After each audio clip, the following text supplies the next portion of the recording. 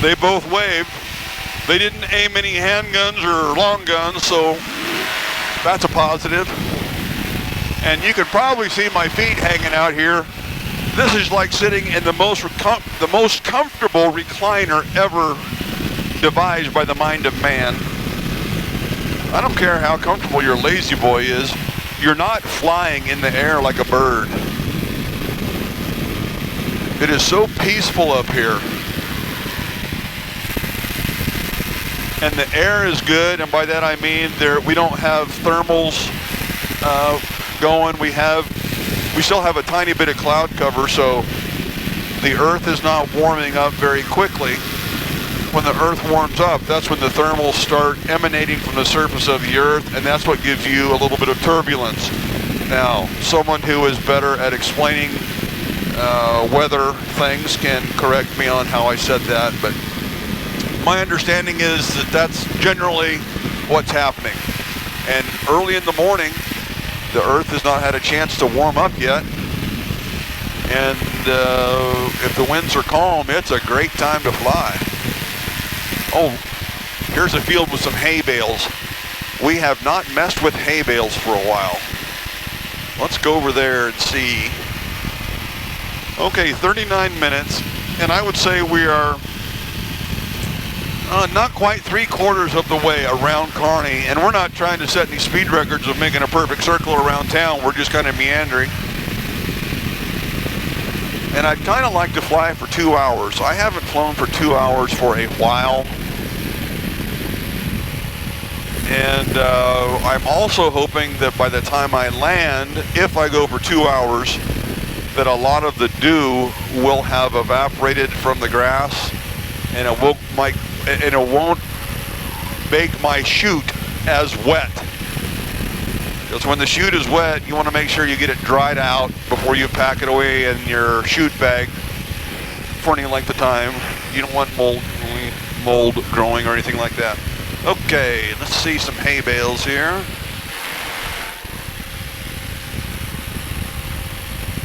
That's interesting. We have hay bales and we also have windrows. So normally a farmer will pick up his bales before he cuts again, but for whatever reason they have left some out. Now we're looking for poles, because poles will tell us if there are lines around, power lines, any other kind of lines.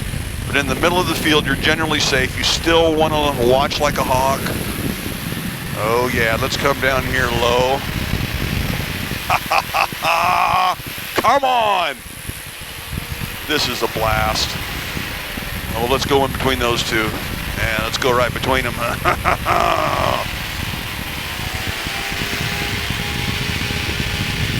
Wouldn't be surprised to see some deer out here.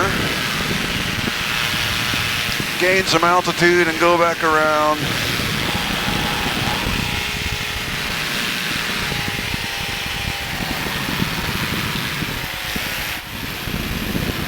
We'll come in low from the east and go to the west and dance among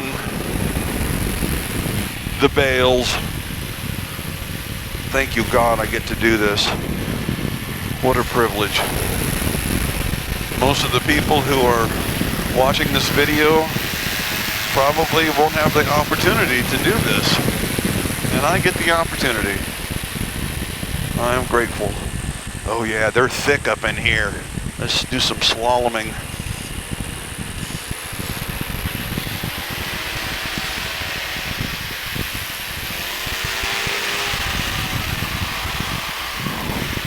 I might have caught my rear wheel just a little bit. Oh, I think this is out by some folks who have seen me fly before. It looks kind of familiar.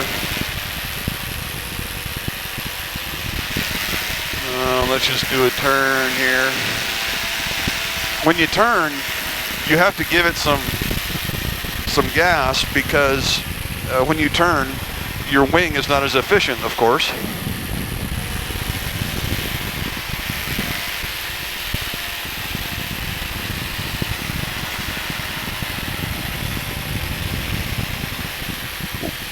My rear wheels are probably 8 feet above the ground. Well, lower, 2, 3, 4. Yeah, this is the kind of flying I like.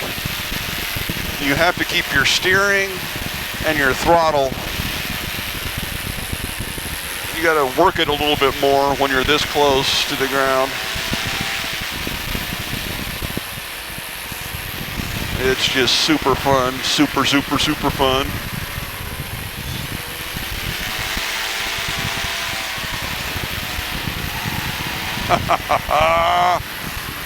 Come on.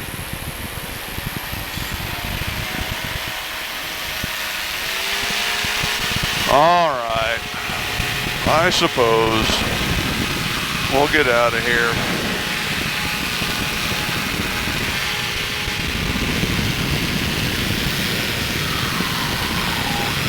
Yep, I know I stopped at that one house. I picked something up on Carney Exchange a couple years back, and she had mentioned that her grandkids enjoyed watching me fly. It's Tuesday morning at 8:25, so most people are at work or school or somewhere.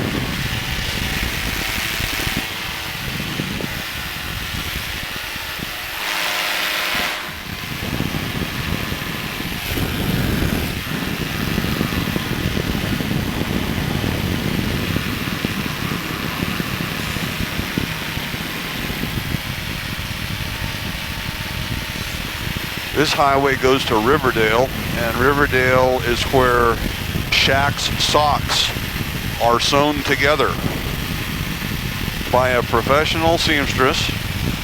I don't think she'd mind me saying her first name, Jackie. She does an excellent job, which, quite frankly, I require. I require excellence, because when I sell a product, it has to be excellent. And she understands that. Her bread and butter is working on formal wear, such as wedding dresses, prom dresses, and so she is a very particular person. And I'm very glad I met her, not just for the project of Shaq Socks. She's a nice person. She's pleasant and good to work with. So we're just buzzing along above the highway here. We're going 38 miles an hour. The speed limit, just for reference, is 65 on this road. So that truck right there, he's probably going 60, 65.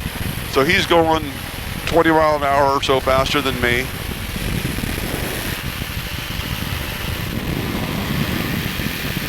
Look at the scenery over here to the right. Come on, look at that beautiful pastoral scenery. Grain bins, corn. We have some soybeans here directly down in front of me. I believe those are beans. Oh, thank you, God, I get to do this. What a blast. Another friend runs a spray plane operation. In fact, I'm going to give him a quick text just to see if he has any planes in the air.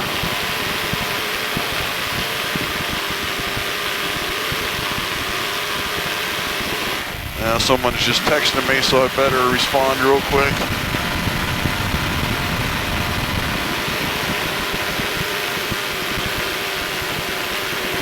Flying this morning, it is beautiful, period. Okay, let's see here. Go back to text messages. Waylon.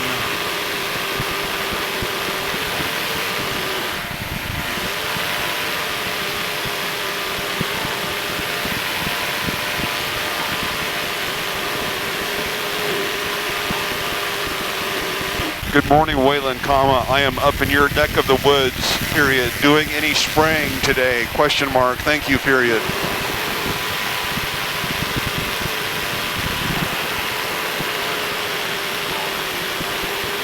Voice to text while flying, but I'm not going to correct things because you're an intelligent man and you can figure it out, period.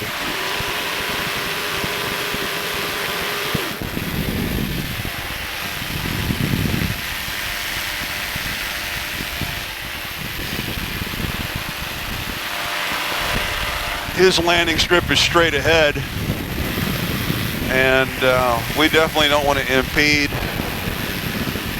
the progress of spray planes, but they got to be done spraying now in this part of the growing season.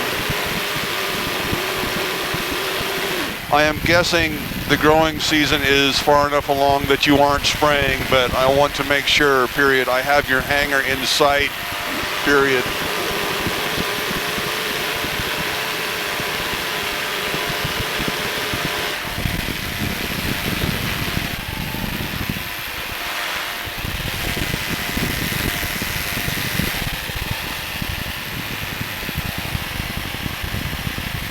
"49 minutes in the air." I was doing a little research on the Wright brothers. Let's see here. You don't need to see me, but there might be some interesting things in the background, I don't know. I did some research on the Wright brothers and the duration of some of their early flights. Their first flight, I should have this down, but I want to say it was just shy of a minute, 59 seconds of flight. Please correct me in the comments because I want to have it right. And then I didn't realize, but one of those Wright brothers, can't remember if it was Orville or the other dude, or Wilbur,